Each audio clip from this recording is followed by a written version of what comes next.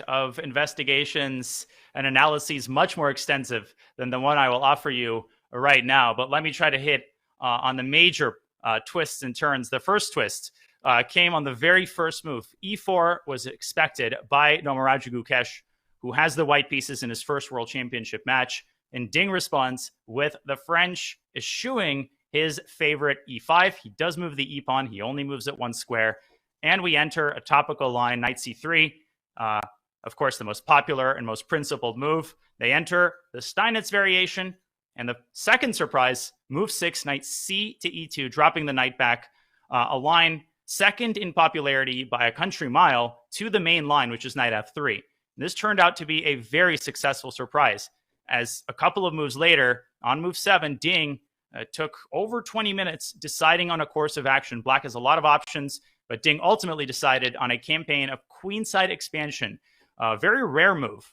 Comparatively speaking, queen b6 was far more common. He pushed the pawn up to e4, Gukesh developing the rest of his queenside, Ding taking care of his kingside development, and g4 was blitzed out by Gukesh, a very deep move with a prophylactic idea. He intended to meet castles with g5 in order to discourage this important idea of f6. But Ding reacted well.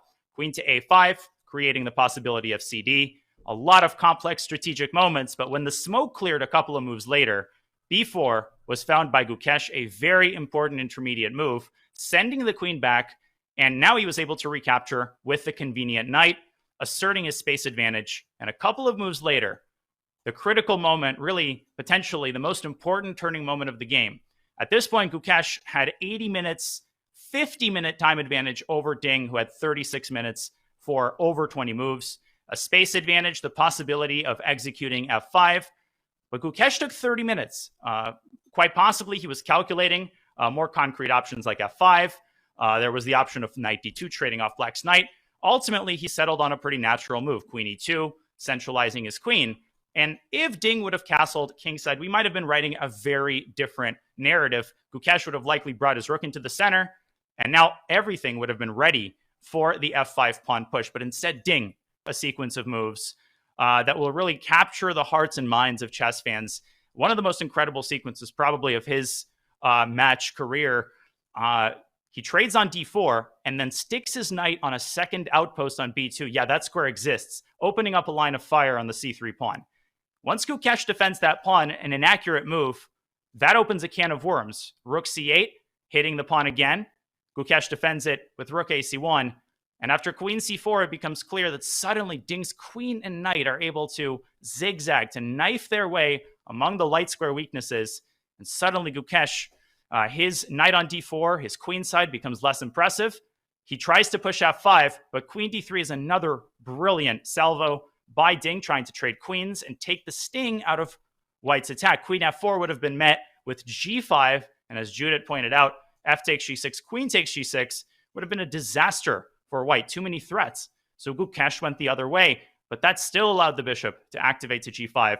White trying to perform some acrobatics just to keep his pieces alive. Another incredible move, blitzed out by Ding, threatening rook takes d4.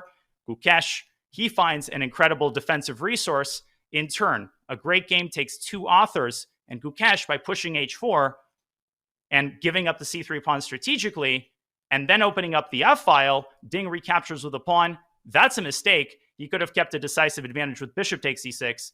Suddenly, White drops the knight back to e2 for the second time in the game. The first time was on move 6, right? That surprising line. This time, he eliminates the very important dark squared bishop, and this was the final turning point. Had Gukesh started with bishop c5, this would have kept Black's king stuck in the center. Now, there was the incredible line where queen takes h7 seems to win the game, but runs into the counterblow queen d4 check, deflecting the bishop and leading to a winning endgame. But instead, there's no need for queen takes h7, and the subtle queen c2, or the engine move rook f3 hitting a3, would have set White up with very serious counterplay. And in time pressure, nobody knows what would have happened, but instead, it's the wrong move order by Gukesh. He starts with queen c2, giving Ding a chance to get his queen out of the line of fire and earning a tempo to castle kingside and get the king to relative safety. Ding follows up with a sequence of amazingly precise moves, starting with knight d3 and ending with the final blow e5, forcing further simplifications. And now his 2 extra pawns and his dominant minor pieces quickly lead to a confident victory. He grabs a 3rd extra pawn.